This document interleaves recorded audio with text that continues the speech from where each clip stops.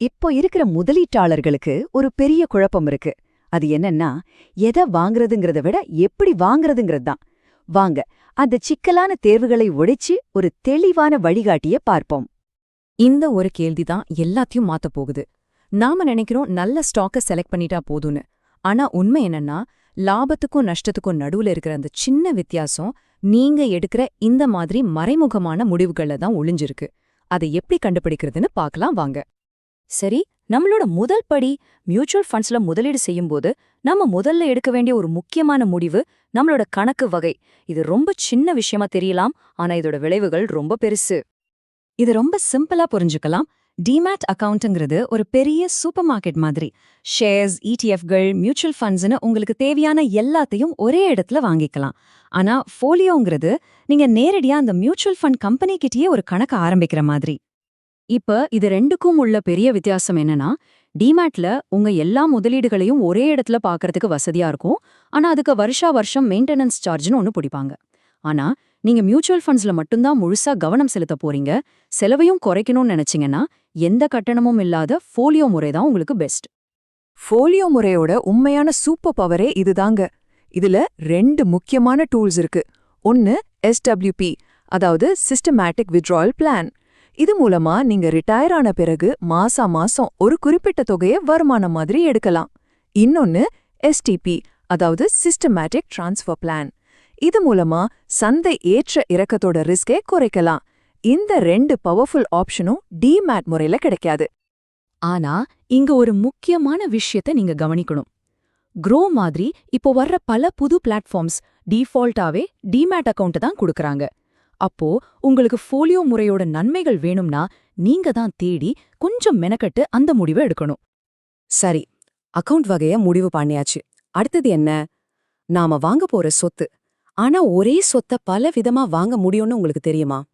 வாங்க, தங்கத்தை ஒரு உதாரணமா எடுத்து அதோட வெவ்வேறு வடிவங்களையும் அதுக்கான விதிகளையும் பார்க்கலாம். தங்கத்துல முதலீடு பண்ணலான்னு முடிவு பண்ணிட்டீங்கன்னா உங்க முன்னாடி 5 ஆப்ஷன்ஸ் இருக்கு. கோல்ட் ETF, அரசாங்கத்தோட தங்க பத்திரங்கள், நம்ம பாரம்பரிய நகைகள், தங்க கட்டிகள், அப்புறம் கோல்ட் மியூச்சுவல் ஃபண்ட்ஸ். ஆனா இதுல ஒவ்வொன்றுக்கும் ஒவ்வொரு மாதிரி செலவு, வரி, வசதின்னு இருக்கு. எது உங்களுக்கு சரின்னு பாப்போம். இந்த அட்டவணையை பாருங்க, எல்லா உண்மையும் இதுல தான் இருக்கு. நீங்க நகையா வாங்க போறீங்கன்னா எடுத்த உடனே 3% GST போயிடும். அது போக சேகூலி, சேதாரம்னு எக்கச்சக்க செலவு. ஆனா சாவரின் கோல்டு பாண்ட்ஸ், அதாவது SGBக்கு GSTயே கிடையாது. அதே மாதிரி ETF-களை உடனே பணமாக்க முடியும். ஆனா நகைகளை விற்க போனா அதுக்கு ஒரு விலை குறைப்பாங்க. சோ ஒவ்வொரு தேர்வுக்கும் ஒரு விலை இருக்கு. ஆனா SGBல ஒரு மேஜிக் இருக்கு. அது என்னன்னா அதோட டாக்ஸ் பெனிஃபிட் தான். நீங்க 8 வருஷம் முழுசா அந்த முதலீட்டை வச்சிருந்து மெச்சூரிட்டி அப்போ வித்தீங்கன்னா அதுல வர்ற லாபத்துக்கு நீங்க ₹1 கூட வரி கட்ட வேண்டாம். முழு வரி விலக்கு. இது வேற எந்த தங்க முதலீட்டிலும் கிடைக்காத ஒரு மிகப்பெரிய நன்மை. சரி, சரியான அக்கவுண்ட், சரியான சொத்து வடிவம் எல்லாத்தையும் கரெக்டா செஞ்ச பிறகும் ரொம்ப அனுபவம் வாய்ந்த முதலீட்டாளர்கள் கூட ஒரு மறைமுகமான பொறியில மாட்டிக்கிறாங்க. அது என்னன்னா, ஒரு பொருளோட உண்மையான மதிப்பை விட அதுக்கு அதிகமா பணம் கொடுத்து வாங்குறது. ஒரு ETF-ஓட நியாயமான விலைய கண்டுபிடிக்கிற ஒரு கருவிதான் இந்த NAV, அதாவது நிகர சொத்து மதிப்பு.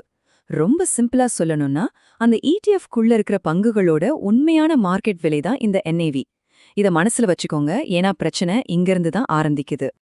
இங்க தான் அந்த விளையாட்டு நடக்குது. இந்த சார்ட்ட பாருங்க. ஒரு பொருளோட உண்மையான மதிப்பு, அதாவது அதோட NAV வெறும் ₹100 தான். ஆனா சந்தையில நீங்க அது வாங்க கொடுக்க போற விலை ₹121. இந்த வித்தியாசமான ₹21 தான் பிரீமியம். அதாவது ₹100 பொருளுக்கு நீங்க ₹121 கொடுத்து வாங்குறீங்க.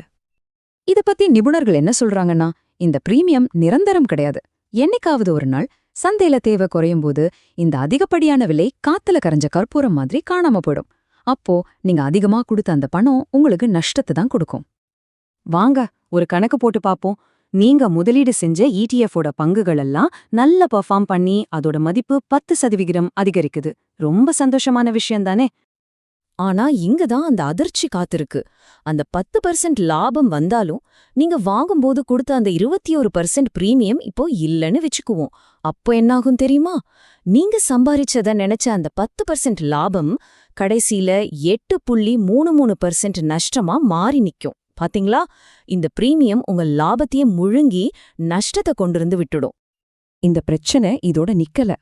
இந்த மாதிரி பிரீமியம்ல ஓடுற ETF-ல முதலீடு பண்ற ஃபண்டுகளோட ரிட்டர்ன்ஸும் தப்பா அதிகமா தெரியும். நீங்க பாக்குற இந்த அதிகப்படியான ரிட்டர்ன்ஸ் ஒரு மாய, அது உண்மையான வளர்ச்சியா இருக்காது. ஐயையோ, இவ்ளோ பிரச்சனைகள் இருக்கான்னு பயப்படாதீங்க.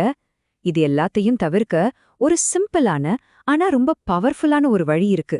அதுதான் நம்மளோட புத்திசாலி முதலீட்டாளர் கையேடு. இதுதான் நம்மளோட ஸ்மார்ட் இன்வெஸ்டர் பிளேபுக். 3 ஸ்டெப் தான். முதல்ல உங்க முதலீட்டை நீங்க எப்படி வச்சிருக்கீங்கன்னு பாருங்க. டிமேட்டா இல்ல ஃபோலியோவா? 2வது, நீங்க வாங்குற சொத்தோட செலவுகளையும் வரிகளையும் ஒப்பிட்டு பாருங்க. கடைசியா, ரொம்ப முக்கியமா, நீங்க குடுக்குற விலைக்கும் அதோட உண்மையான மதிப்புக்கும் சம்பந்தம் இருக்கான்னு சரி பாருங்க. குறிப்பா சர்வதேச ETF-கள்ல. இப்போ வேலை உங்களுக்கு தான். உங்க போர்ட்ஃபோலியோவை எடுத்து பாருங்க. நாம இன்னைக்கு பேசின விஷயங்களோட ஒப்பிடுங்க.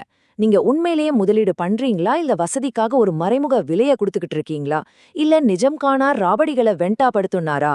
இந்த கேள்விக்கான பதில் தான் உங்க முதலீட்டு பயணத்தோட அடுத்த கட்டத்தை தீர்மானிக்கும்.